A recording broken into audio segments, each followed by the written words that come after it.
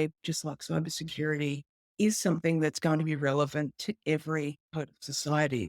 Being able to develop a robust policy ecosystem around that allows us to really harness all the benefits of these technologies while mitigating the risks. That's what needs to be at the core of all of these policy discussions.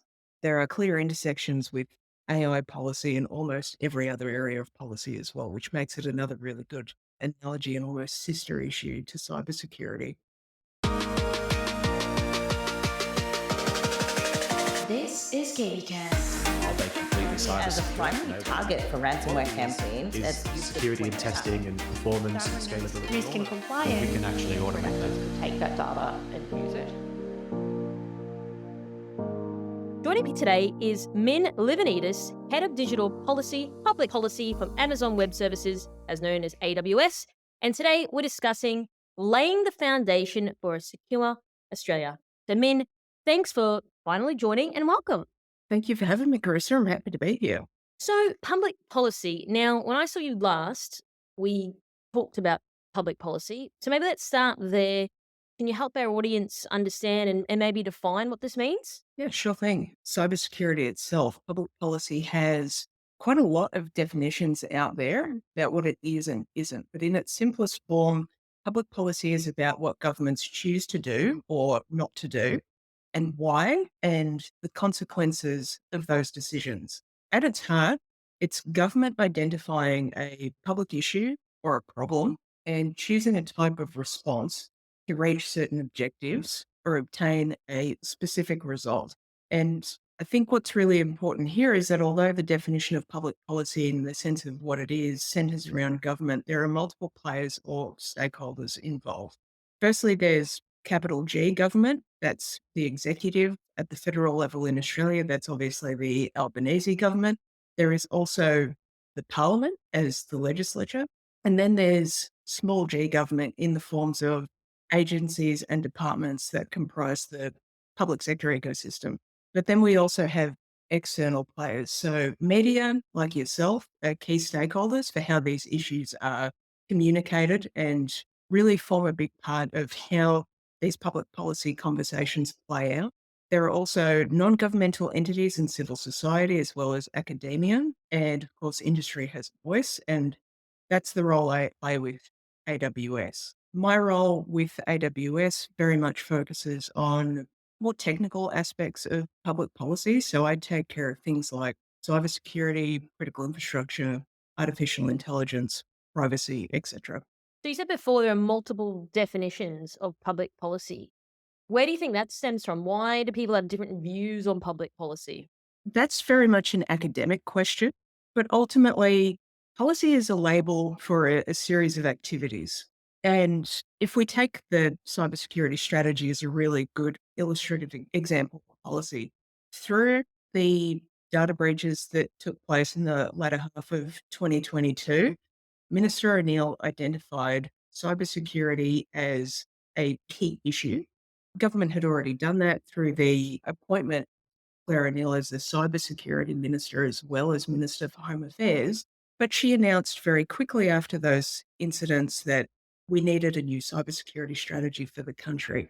And if you unpack what that means, cybersecurity strategy at that national level isn't altogether that different from how we would conceive of a corporate strategy or a corporate cybersecurity strategy. You have a vision statement, you have a set of objectives in the context of Australian government cybersecurity strategy. It's the six shields. And then you have a set of actions that sit under each of those objectives to help you realize a certain outcome. And those are the measurables that we have attached to the public policy space as well. But in terms of what public policy is and isn't, it very much interweaves between the political aspects or political dimensions of policy, where governments choose to make a decision or they choose not to, which is also valid decision, conscious non-action. What levers you choose to pull, whether or not a bill proposal that you put up to Parliament actually gets through. These are all public policy mechanisms, but how you would define the policy itself can sometimes actually depend on the outcome that's attached to it, or indeed can become clear in retrospect. So you take a set of actions in response to something, and that articulates itself as a policy overall. What does a good sort of public policy look like in Australia, more specifically in your eyes, with your background, with your experience? And do you think people even know what good looks like? Public policy is an interesting beast in the sense that it's never something that has a clearly defined beginning, middle, and end. Anybody that studied public policy would be familiar with the policy life cycle, and that it starts nominally with the idea of issue identification, policy analysis, then right through to the articulation of outcomes and assessments. And so the cycle continues. In reality, it's not linear like that. There are a lot of concurrent activities that take place. That's not to make a judgment call over whether an outcome is good or bad. There are multiple ways that we can kind of ascribe success in the policy space, and that really comes down to the outcomes that are attached to these issues. Cybersecurity is a really great example of that because it's a problem that is entrenched in all aspects of society. So we're talking about societal issue that impacts citizens as individuals through to small businesses, medium businesses, large enterprises like an AWS and critical infrastructure providers, the Australian government itself, and then there's the national security component of that as well. So it's really quite a complex and layered policy ecosystem, but one where there is an opportunity for a lot really collaborative policy making, a lot of co-design processes, and where an entity like an AWS can have a really important voice as genuine technical experts in this field. Okay, so there's a couple of things in that you said, which is interesting. You said a lot of concurrent activities happening. What is a concurrent activity? What does that look like? So if we take again, for example, the cybersecurity policy, there were the data breaches that took place latter half of 2022. Minister O'Neill started a process of consulting on a new cybersecurity strategy. But at the same time, the government introduced a set of measures relating to the Privacy Act in terms of the enhanced data breach scheme, new powers for the Office of the Information Commissioner, and several other activities that supported a program of work, including the appointment of the cyber coordinator. So that demonstrates that the activities around that particular policy, although there was the development process for the strategy in place, the government didn't wait to take action to address what it saw as an immediate requirement or an immediate need. And that's where you see those concurrent activities start to come into it. And that makes sense. One of the things I'm curious to know is with all these activities, how do we hold people accountable? Now, I have interviewed people on this show around, great, we can come out, we can say all these wonderful things. How do we keep people's feet to the fire in ensuring that, hey, here are the actions, but have they been actioned? When? How long is the timeline? Is that something that is part of public policy? Is there something that people can understand where things are at in terms of if we look at the cybersecurity strategy, for example? There's multiple ways to start to dice this up. There's the accountability in terms of the delivery of the cybersecurity strategy. And that accountability ultimately sits with government and the various government departments that are attached to it. The National Cyber Coordinator has a really important role to play as part of that process as the central cog for government to be able to articulate its priorities and ensure that accountability internally. In terms of corporate accountability, there are the expectations that are articulated through the Corporations Act, and we also have guidance that's been distributed by the Institute for Company Directors around what good corporate governance looks like in a cybersecurity sense. And there's accountability mechanisms being built into that. There is the data breach notification scheme. There are the critical infrastructure notification requirements and the various registration processes, all of the accountability mechanisms that have been built into that legislation as well. So you see it coming through at multiple layers. And then within organizations, there is the articulation of governance standards, risk management, and then policies that support the corporate ecosystem. All of these things have a really important role to play in developing those ultimate outcomes, which we hope will be more robust cybersecurity and increased cyber resiliency across the entirety of the Australian ecosystem. Now, I asked that previous question Because I'm curious then to understand, would you say, with your experience, we, as in Australia, is doing a good job in the public policy arena at the moment? I think Australia's been extremely proactive when it comes to cybersecurity policy. A lot of countries internationally, they're looking to what Australia has been doing as part of this process to say, what are some options that are available to us? And this is something I like to say about Australia. We are small enough that we can have this really quite close knit cybersecurity community and ecosystem, and that articulates into how we engage with government and how government engages with us. We develop these really robust policies and programs of work that support these policies. But we're also big enough that Australia can have quite an outsized impact in the sense that other countries can look to us and say, hey, this policy worked over there, or the design of this policy worked over there. Is this something we can adapt to our environments? We're seeing that cybersecurity policy, we're certainly seeing that with critical infrastructure policy as well. Do you think Australia looks to other countries to say, hey, you guys are doing a great sort of work here in the public policy space as well? As much as people are drawing inspiration from us as Australians, would we sort of draw inspiration from other countries as well? Yeah, absolutely. And I think that's a benefit of a company like an AWS. Something we can really bring to the table as part of these discussions is that international perspective. We obviously have a footprint globally. We engage with governments globally on exactly these issues. So if we're seeing something that's worked really well over in the UK, we can speak to the Australian government about our experience through that process. And obviously, the Australian government has their own relationships with these governments as well that they're able to draw from as they're developing these policy proposals. So, in terms of what you said earlier with public policy, you've got, companies like AWS, you've got media like yourself, you've got, the industry. How do people understand where the front door is? Like, how do they know who to go to? If I'm sitting there saying, all right, Min, I have got a problem, I want help to get you to help institute some change.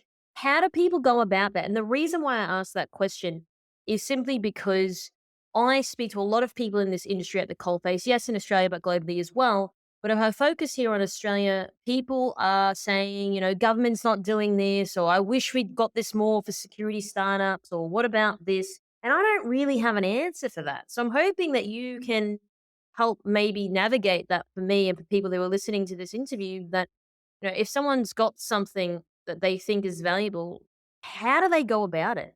It's a really important question for a lot of entities. A lot of entities don't have a dedicated public policy or government relations team that are able to keep track of all of these developments. So we're very fortunate in that respect. The key thing to keep an eye out for, typically at the beginning of any of these sorts of processes, you'll see a consultation paper be distributed through one of the government departments.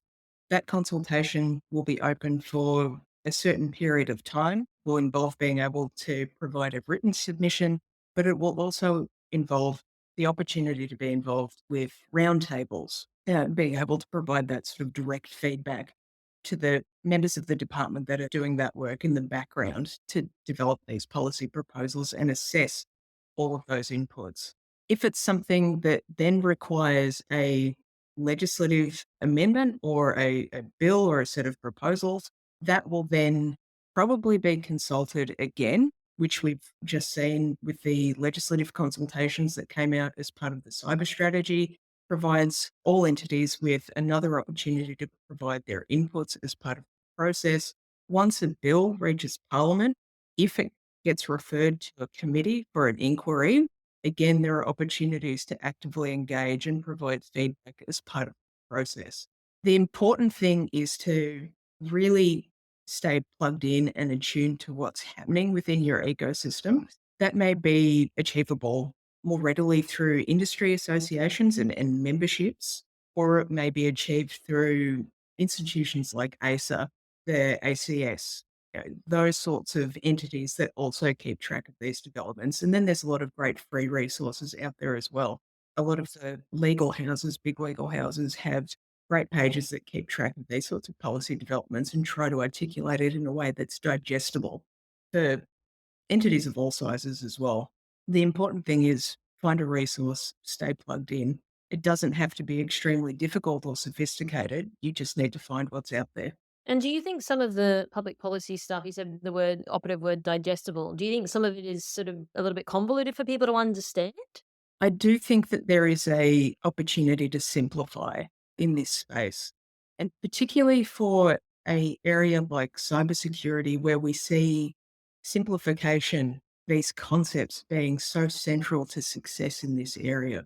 When I was developing the AWS submission to the cybersecurity strategy, which you can find online on the Home Affairs website, I was very conscious language as part of that process and really wanting to speak to cybersecurity in a way that resonated with everybody that read that document, not just cybersecurity professionals that understand what sticks taxi means in terms of threat intelligence, needing to go beyond that to really speak to the people that are at the heart of this issue. And that was the foundation of the Vision Zero model that I developed with reference to car safety as a really good analogy for a public policy issue that was recognized and was adopted nationally. And you've seen the outcomes of that policy strategy develop over time. And we've got about 30, nearly 40 years of that strategy being in existence to see its results. Talking about these things in a simple way that allows people to engage with the process really lets them feel empowered to be a voice in that process and that their voice is valid in that process. It's really crucially important to developing a cybersecurity strategy and cybersecurity ecosystem that meets the needs of everyone from individuals right through to large enterprises. Now, in terms of feeling like people feel valued in terms of their voice, do you think in some of these forums that you're involved in terms of public policy, do you think people, as in maybe small organizations, don't feel a part of that voice? Maybe they don't have a dedicated person like yourself to be able to go and have these discussions like you're having. Do you think that there is this element of people not feeling like they're being heard in the industry? Maybe because they're smaller or they don't know how to go about it, or maybe they don't can't communicate as strongly, perhaps? Do you think there is that side of it? I think there is probably something to be said for that, purely in the sense that these things can very much be a resourcing and awareness issue. I do know that government, as part of this consultation process, were very active in wanting to get perspectives from small business. And we've seen that in, I believe it's Pillar 2 of the cybersecurity strategy that very much focuses on the needs of small business and how to right size cybersecurity for small business players. So I think because government took such a conscious interest in small business in particular, we've seen a real development of fairly robust set of policies that are designed to support that ecosystem. Outside my role at AWS, I also sit on the board of the Australian Cyber Collaboration Centre that's got the CUSP program, which is all about uplifting cybersecurity for small businesses in a way that's affordable and achievable and really speaks to their issues in terms of how they use security, what their actual risk profile is, even how a small business interacts with technologies really can be extremely variable. So you should never assume that there's a one size fits all approach to this. And I think that's been reflected through the programs that have come out of the last strategy as well. So with public policy generally, what do you think gets maybe missed or overlooked that you've sort of seen in your years of doing this? I don't know that I would say things have been overlooked so much as you might have differences of opinion in where there is a particular emphasis.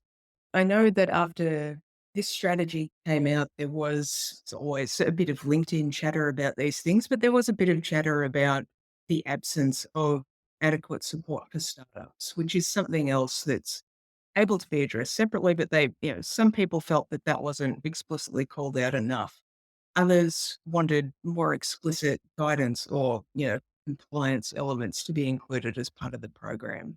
Everybody has a different perspective on where that balance should be. And that's something that is a real challenge for government in releasing these policies because you need to fine tune your approach to the needs of a lot of stakeholders. That's why the consultation process is really so important. But ultimately, government decides what are the things that they want to emphasize to realize the outcomes that they have set? What are their set of objectives? And that's what gets articulated as part of that policy process. Okay, so there's a couple of things in there which is interesting. So I'm just going to assume that no matter what policy is put forward, there's always going to be someone that complains their voice wasn't heard, this was overlooked, we need more money here, there's too much money on that other thing. Do you think there's always going to be that? There's always going to be someone that perhaps doesn't like what the end result is. I think that's the nature of the beast to a certain extent. And again, that's not a judgment for me of whether that's right or wrong or whether what. I think it's just human nature, though. Yeah, it's human nature. It's that sense of the perspective that I have wasn't entirely reflected through this process, and that's going to lead me to reach a set of conclusions. That may be perfectly valid from that person's perspective or that entity's perspective. That doesn't mean that they're right or wrong or that government is right or wrong, but it does demonstrate the challenges inherent to the public policy process, particularly for an area like this where I think people have especially strongly held views, especially if you're a practitioner in this space. And you and I are both former cybersecurity practitioners that are now still engaged with the cybersecurity community from a different perspective. I'm doing it from that public policy perspective. You're doing it from the media perspective and doing deep dives into these issues that really matter to, in particular, senior executives in this space. We all have different perspectives that we bring to it. I think having been a practitioner, having also previously worked in government and now working in the public policy space, it's given me that genuine sense of empathy across the board.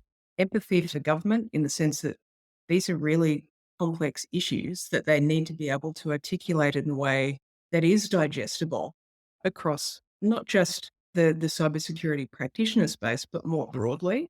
And then for cybersecurity practitioners that feel the challenges of working in these environments day in, day out, wanting to see their perspective represented in a way that they think reflects the reality that they experience.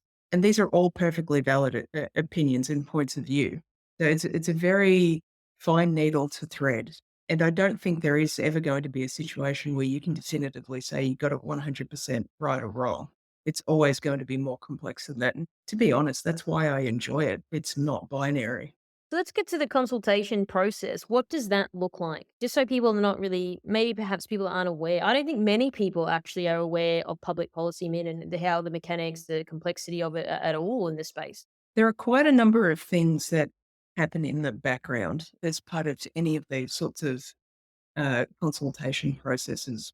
The most obvious element is that you get the discussion paper, which is a primary artifact as part of the consultation that will typically pose a problem to you or a hypothesis or some statement of a perspective around an issue. In the cybersecurity case, it's we're seeing X number of threats. This is the value to the economy over time. This is why we need to take action. So it's like a pause for a call for action statement almost.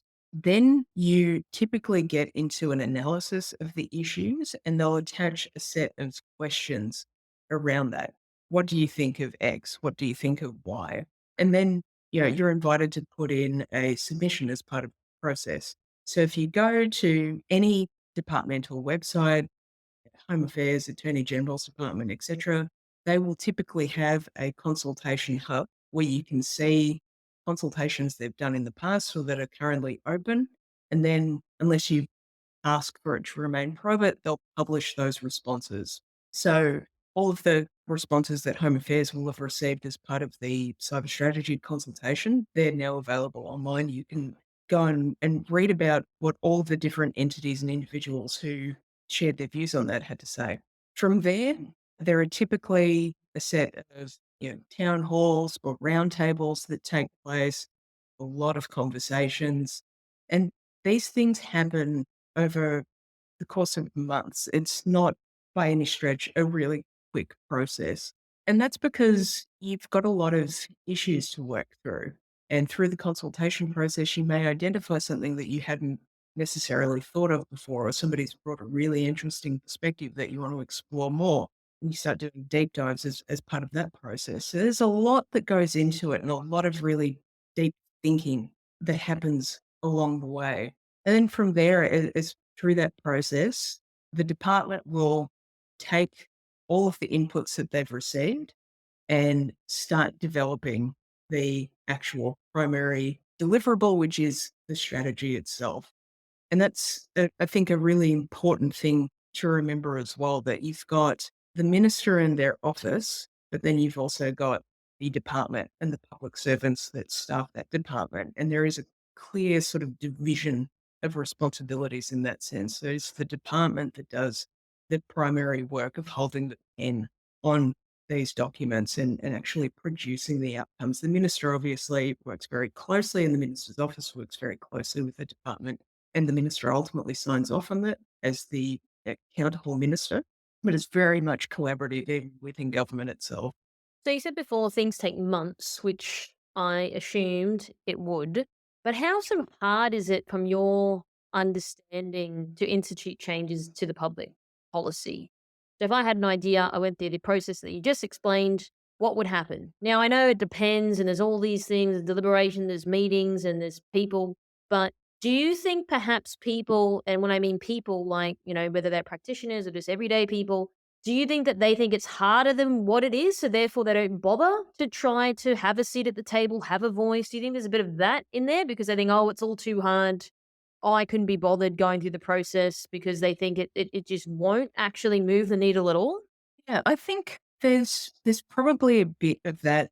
I don't want to say cynicism about the process, but I do think that people probably are not sure how much of an influence they can actually have as part of the process. But I think the key thing to remember here is we've all got the opportunity to have that voice as part of these consultations. And for your voice to be heard, you need to use it. So I'd actively encourage anybody who really feels passionately about these things, these issues, to engage with these policy processes. I was just curious, do you think people feel overwhelmed by the process considering, these things don't happen in a day? They take months, years. Do you think people sort of just think, well, I'm too busy now. I tried to start the process, but now, I've got other things going on in my life and I'm not going to follow it through?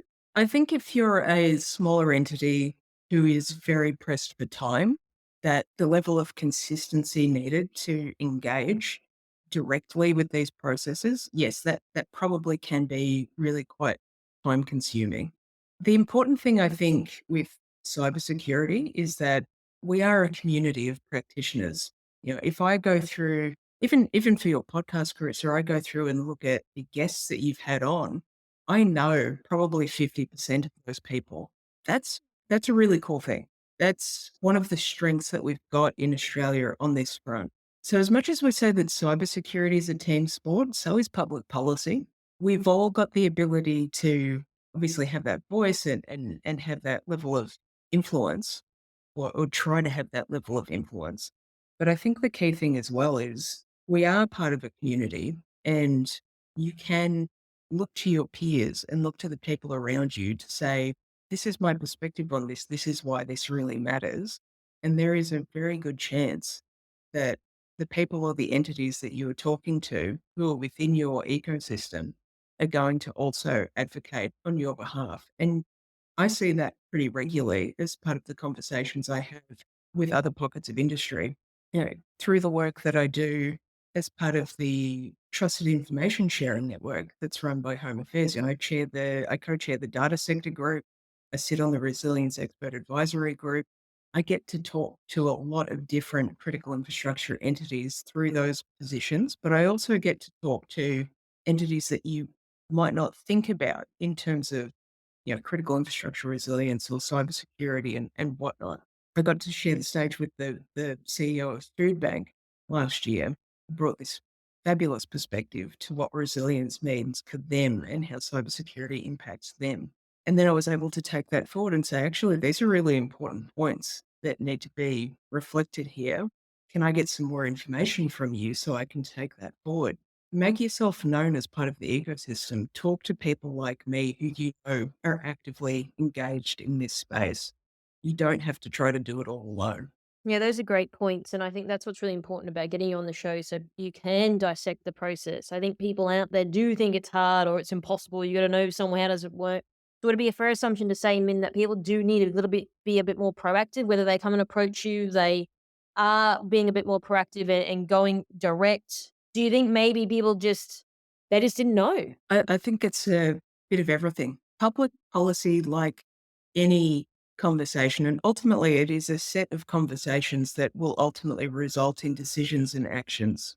The perspectives that you put forward, they need to be they need to be said to be heard. They need to be heard to be taken into account and to be taken into account and then to I'm completely jumbling where I was going with this as a metaphor, but you see where I'm going with this. You've got to say something for it to be heard and ultimately acted upon, potentially.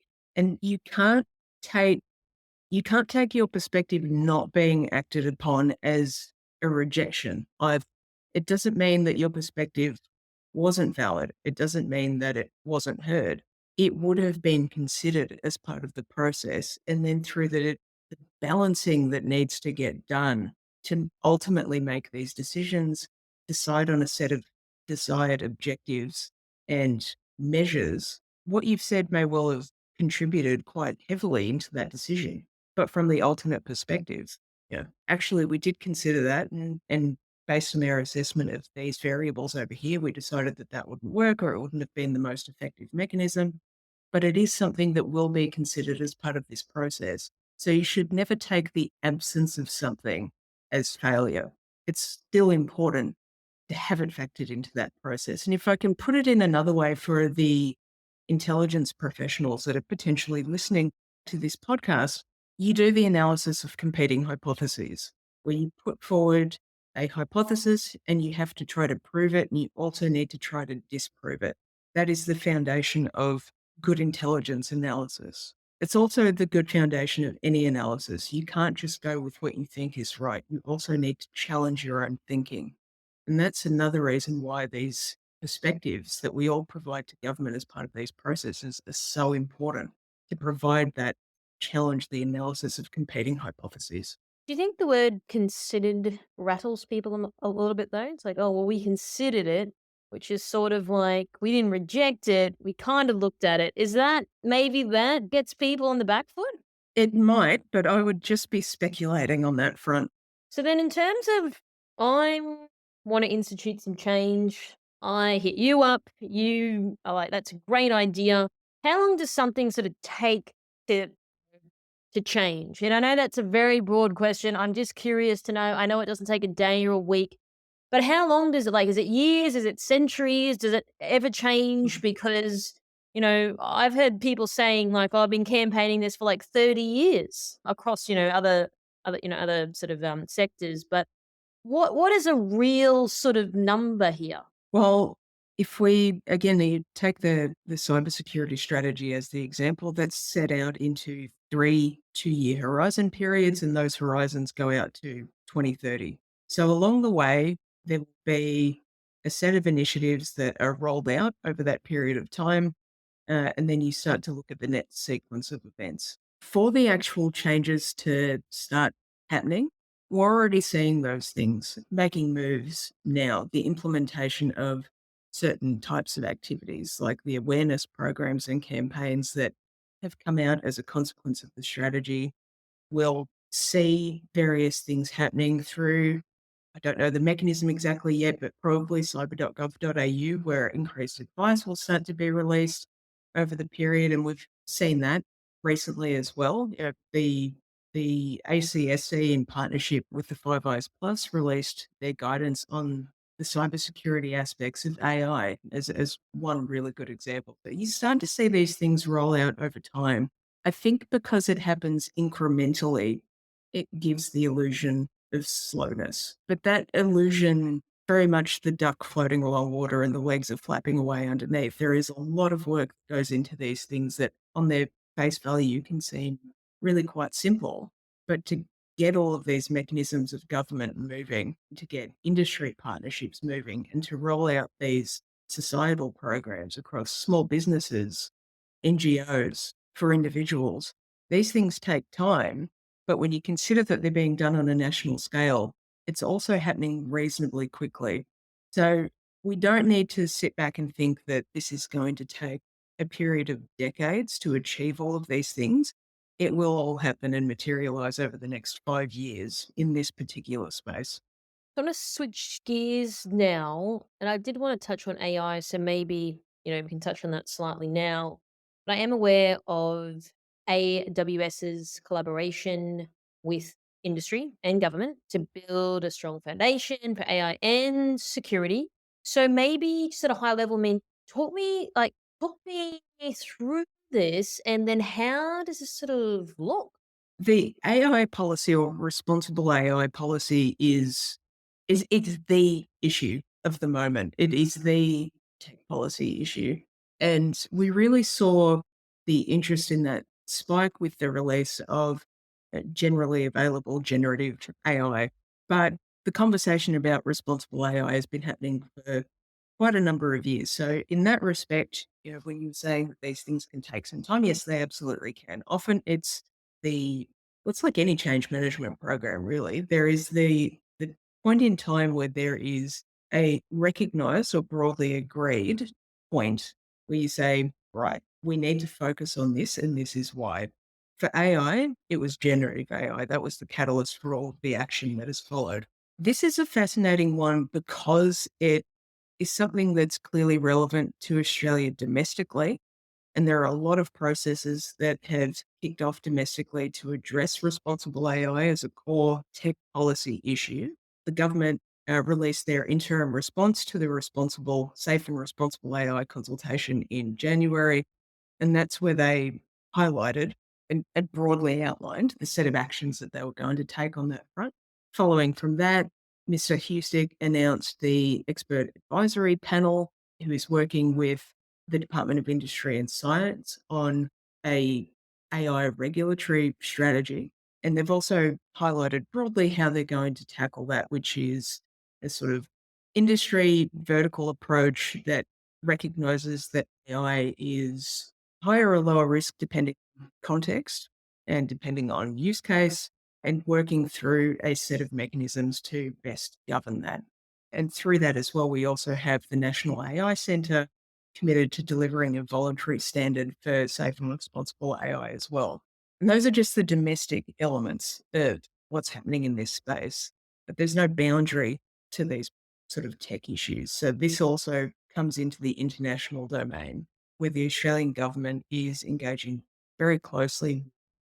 The Safety Summit that was originally convened by the UK is now going to be hosted in Korea next, where there were a set of agreed principles as part of the Bletchley Declaration. We're also engaging with the G7 process in terms of safe and responsible AI. The OECD also has a set of policies or mechanisms in place to help govern the development of AI and realize its economic potential.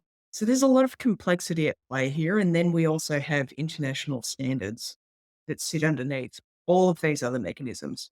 Active engagement in this space is really, really important because AI, just like cybersecurity, is something that's going to be relevant to every part of society. If you engage with technology, you are going to be engaging with AI in some way, just exactly the same as you're engaging with cybersecurity in some way, whether consciously or not.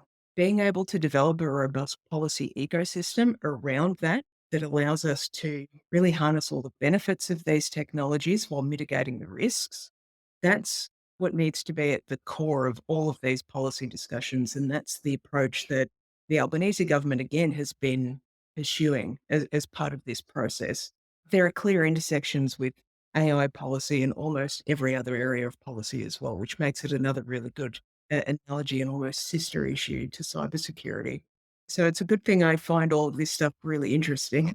Otherwise, I'd be in trouble because it's a fascinating space to work in, and there's no shortage of things to learn about along the way as well. I'm constantly reading about these issues and finding out new things. It's an exciting time to be working in this space, I guess.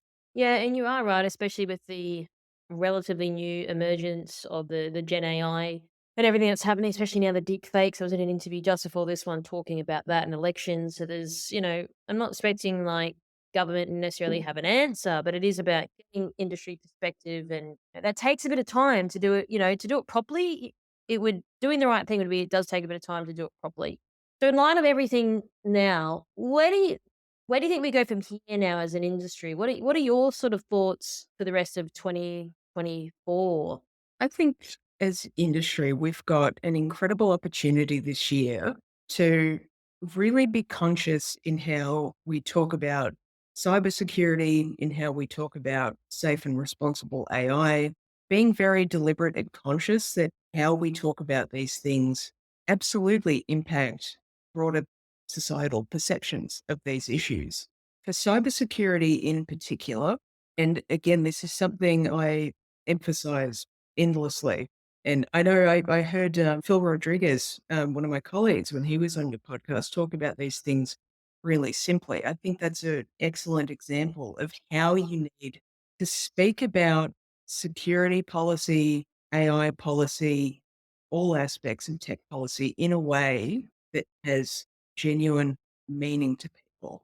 Because ultimately, we're not just securing things, we're securing the world that we live in. The world that we live in is fundamentally digital. So we need to be actively engaged with these processes. We need to be able to invite responses from all pockets of society, from all pockets of the business community, from all pockets of NGOs and the particular perspective that they bring to these issues. And the way industry talks about it has a big role to play in that. I think something that you'll often find with me, and it's a very deliberate choice. When I'm talking about cybersecurity, I never use the word attack ever. And that's an extremely conscious choice on my part because I want it to be something that you can engage with in a way that is inviting. And there's nothing really inviting about the word attack. There's nothing inviting about being attacked either, but we also need to be realistic about the fact that words have meaning and that the way we discuss these things absolutely impacts people's perceptions of the level of control that they can even have over their own security profile. So, I mean, do you have any closing comments or final thoughts you'd like to leave our audience with today? I would just really encourage everyone, if you've got the interest in policy dynamics surrounding cybersecurity, there are great resources available to you to be able to do that or to even understand tech policy in general.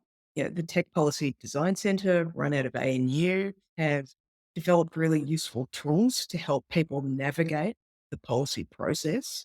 They've also got their Tech Policy Atlas that gives you an understanding and overview of all the different policies that exist across different geographies.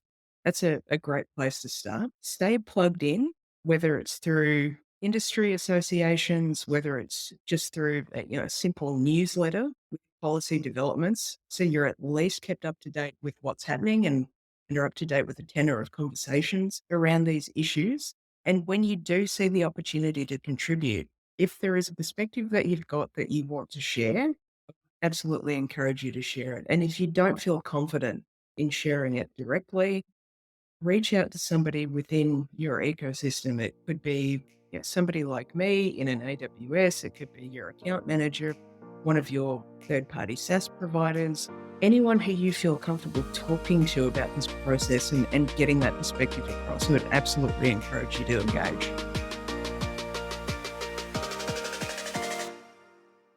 This is KBcast, the voice of cyber. Thanks for tuning in. For more industry leading news and thought-provoking articles, visit kbi.media to get access today. This episode is brought to you by Mercsec, your smarter route to security talent. Mercsec's executive search has helped enterprise organizations find the right people from around the world since 2012. Their on-demand talent acquisition team helps startups and mid-sized businesses scale faster and more efficiently. Find out more at mercsec.com today.